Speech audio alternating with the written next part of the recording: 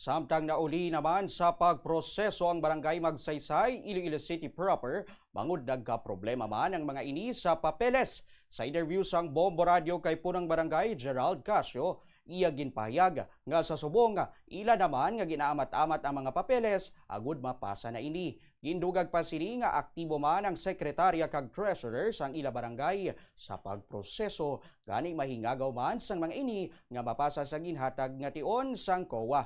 Suno pa kay kaso wala man sila ginapabayan sang Liga President sang syudad kag kada meeting ginaremind ba ng mga ini nga magproseso na agud hindi man madelay ang ila budget sa barangay. Problema lang sa papilis, sa subong, ara naman na ginamatamak lang. Huwag maabalis ang sinela nila ang 2024 na. Pa 2025 ka pre-enacted ka mo budget nyo gid. Ang 2025 po ay man kay siyempre ang papilis wala naman may nga.